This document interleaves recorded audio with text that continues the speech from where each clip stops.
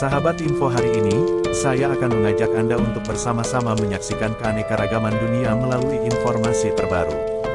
Jangan lupa tekan tombol langganan dan lonceng notifikasi, supaya Anda tidak ketinggalan kabar seru berikutnya.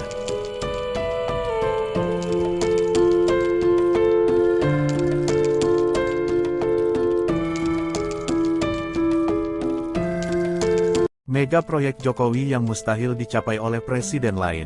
Beberapa pengamat telah memberikan komentar terhadap langkah maju yang dilakukan oleh Presiden Joko Widodo untuk membangun dan memperbaiki infrastruktur di tanah air. Bukan hanya sukses dari proses perencanaan, tetapi juga aspek penting yang dimulai dari proses pembiayaan kerjasama usaha pun terlaksana sampai proses pengaplikasian di lapangan juga tereksekusi dengan nyata. Apa saja infrastruktur yang berhasil dibangun oleh Presiden Jokowi untuk masa depan Indonesia?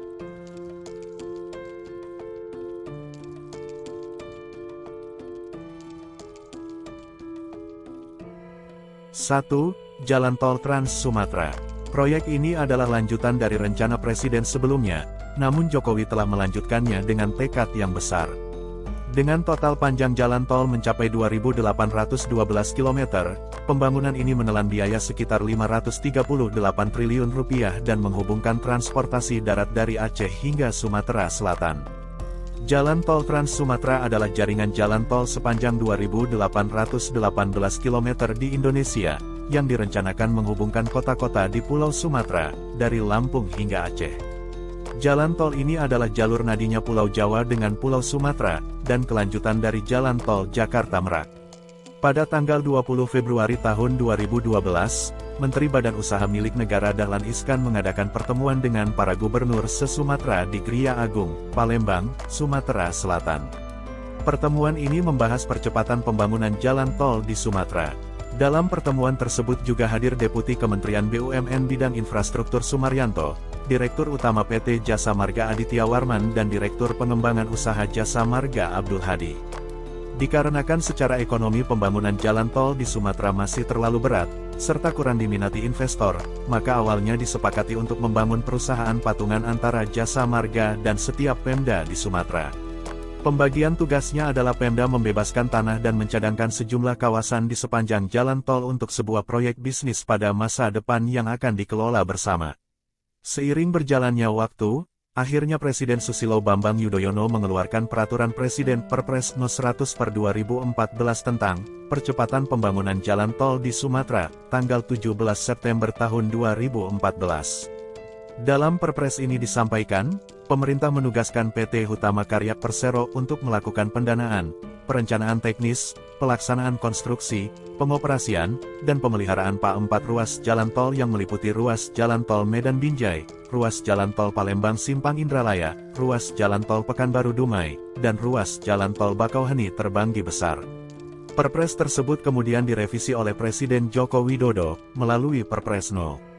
117/2015, tentang perubahan atas Peraturan Presiden Nomor 100 Tahun 2014, tentang percepatan pembangunan jalan tol di Sumatera, yang menambah penugasan kepada PT Hutama Karya Persero sehingga menjadi total 24 ruas tol di Sumatera.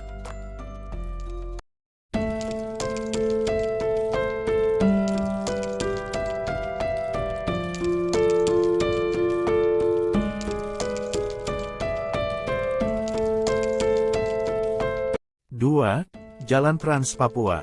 Jalan Trans Papua adalah jaringan jalan nasional yang menghubungkan setiap provinsi di Papua, membentang dari kota Sorong di Papua Barat Daya hingga Merauke di Papua Selatan, dengan total panjang mencapai 4.330,07 km.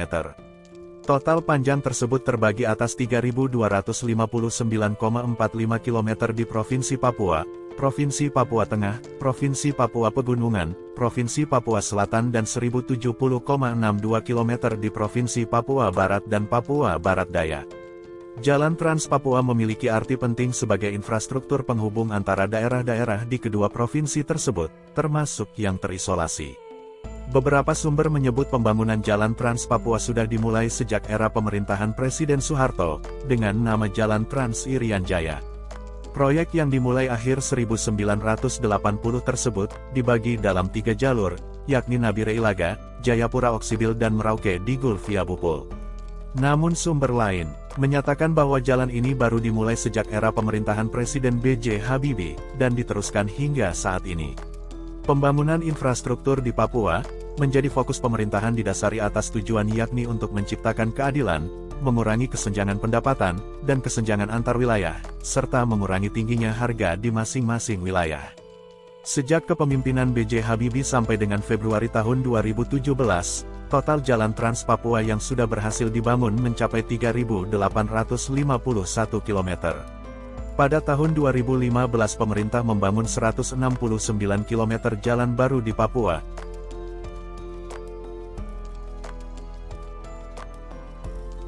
Untuk tahun 2017, pemerintah menargetkan pembangunan 143 km jalan baru sehingga total jalan yang akan tembus menjadi 3.995 km.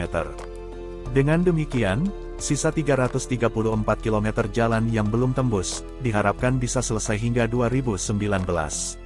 Pada Maret tahun 2017, 3.850 km ruas jalan telah selesai, dan pembangunan seluruh ruas jalan diperkirakan selesai pada tahun 2018, tetapi pembangunannya tertunda pada akhir 2018 karena konflik bersenjata.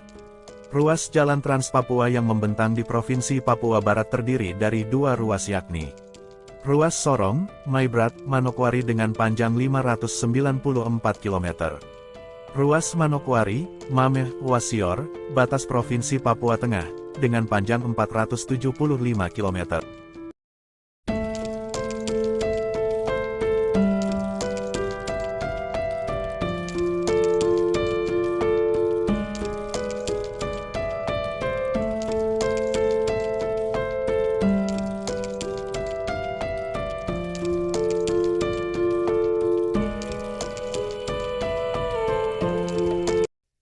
Tiga, smelter single line terbesar di dunia. PT Freeport Indonesia membangun smelter atau fasilitas pemurnian tembaga desain single line terbesar di dunia, yang terletak di kawasan ekonomi khusus Java Integrated Industrial and Port Estate JIPE, Gresik, Jawa Timur. Dalam peninjauan yang dilakukan pada Jumat tanggal 13 Januari, Direktur Utama PT FI Tony Wenas menjelaskan, single line yang dimaksud adalah penggunaan hanya satu jalur proses. Nantinya, smelter ini akan mampu mengolah sekitar 1,7 juta ton konsentrat tembaga per tahun, atau setara 480.000 logam tembaga. Smelter baru ini akan menjadi smelter tembaga desain single line terbesar di dunia. Pembangunan smelter menjadi capaian penting dalam ekosistem kendaraan listrik, karena tembaga merupakan penghantar listrik terbaik. Terlebih, berdasarkan perhitungan, smelter akan dapat memproduksi sekitar 550.000 ton tembaga. Tembaga yang dihasilkan bisa diserap oleh industri yang lebih hilir. Dengan demikian, akan ada lebih banyak investor yang tertarik untuk berinvestasi di dalam negeri. Paling penting adalah, bahwa dengan selesainya smelter ini, maka akan ada produksi katoda tembaga di dalam negeri, di mana katoda tembaga itu adalah bagian penting dalam ekosistem electric vehicle. PT FI sendiri menargetkan pembangunan smelter selesai pada akhir Desember tahun 2023, yang kemudian dilanjutkan dengan pre-commissioning dan commissioning hingga akhir Mei tahun 2024. Lalu smelter dijadwalkan untuk mulai beroperasi. Saat ini fasilitas smelter PT FI didukung oleh dua pelabuhan, di mana salah satunya dikhususkan untuk operasional smelter. Dalam penyelesaian proyek ini, perkiraan investasi yang dibutuhkan adalah sebesar 3 miliar dolar, atau setara 45 triliun rupiah.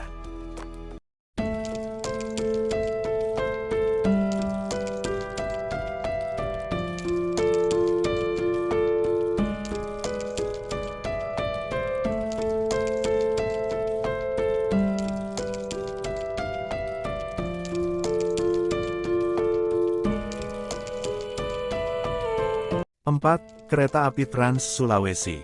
Jalur kereta api Trans Sulawesi adalah jaringan jalur kereta api yang dibangun untuk menjangkau daerah-daerah penting di Pulau Sulawesi. Jaringan jalur kereta api ini dibangun mulai tahun 2015, yang dimulai dari tahap 1, yaitu jalur kereta api dari Makassar hingga Parepare. Proyek perkeretaapian Trans Sulawesi ditargetkan mencapai panjang 2.000 km dari Makassar ke Manado. Sasaran dari pengembangan jaringan jalur kereta api di Pulau Sulawesi adalah untuk menghubungkan wilayah atau perkotaan yang mempunyai potensi angkutan penumpang dan barang, atau komoditas berskala besar, berkecepatan tinggi, dengan tingkat konsumsi energi yang rendah, dan mendukung perkembangan perkotaan terpadu, melalui integrasi perkotaan di wilayah pesisir, baik industri maupun pariwisata, serta agropolitan baik kehutanan, pertanian, maupun perkebunan.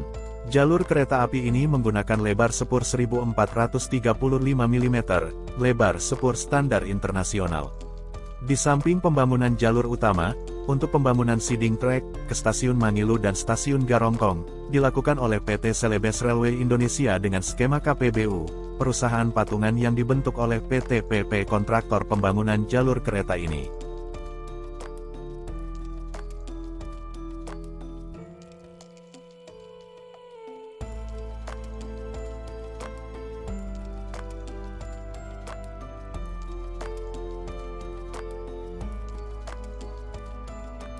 Lima, PLTB terbesar di Asia Tenggara. PT PLN menyatakan pembangunan pembangkit listrik tenaga bayu atau PLTB Sidrap, yang terbesar se-Asia Tenggara, sudah hampir selesai. Dengan begitu masyarakat sekitar Sulawesi Selatan, bisa segera menikmati pasokan listrik dari tenaga angin. Direktur Utama PLN, Sofyan Bashir mengatakan, progres pembangunan PLTB Sidrap dengan kapasitas 75 MW telah mencapai 90%. Dari target 30 wind turbin generator, sudah berhasil diselesaikan 25 turbin generator. PLTB yang terletak di Kabupaten Sindereng Rapang, Provinsi Sulawesi Selatan ini, merupakan PLTB terbesar di Asia Tenggara, yang masuk dalam program 35.000 MW. Dengan kapasitas 75 MW, PLTB ini diproyeksikan mampu melistriki 70.000 pelanggan di Sulawesi Selatan, dengan daya listrik rata-rata 900 volt ampere. Total akan terpasang 30 turbin di PLTB tersebut, turbin memiliki ketinggian 80 meter dan baling-baling sepanjang 57 meter. PLTB Sidrap merupakan pembangkit tenaga angin pertama, dan terbesar di Indonesia, yang memanfaatkan lahan kurang lebih 100 hektar. Adanya PLTB tersebut akan memperkuat sistem kelistrikan di Sulawesi Selatan, sehingga cadangan daya sebanyak 500 MW di 2018.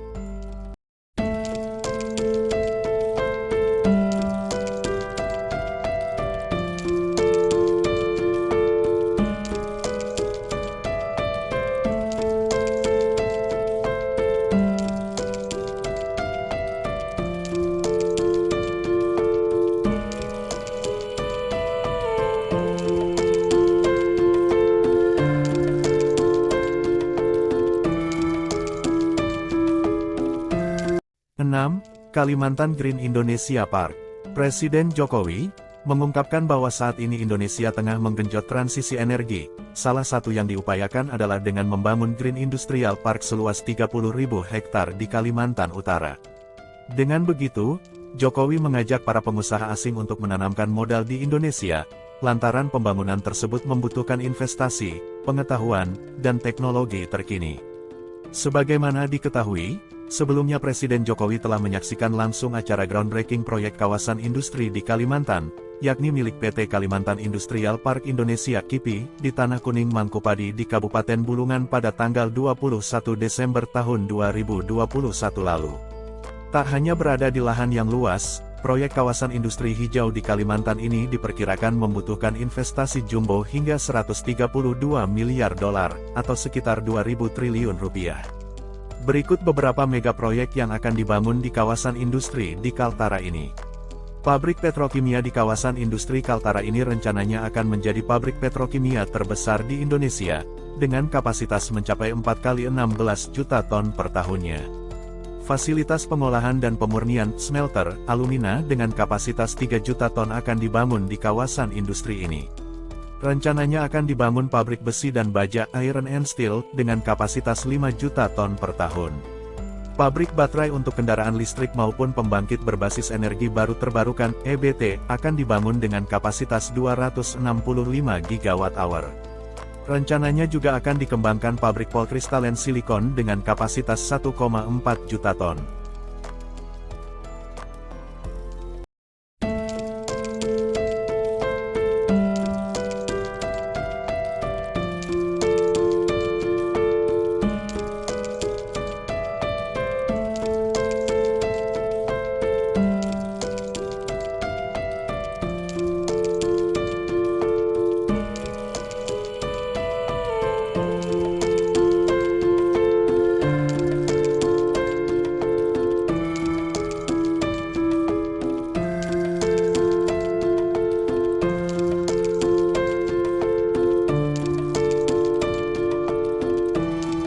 Sahabat info hari ini, terima kasih sudah menyempatkan waktu untuk menonton.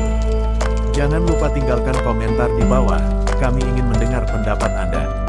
Sampai jumpa di video berikutnya.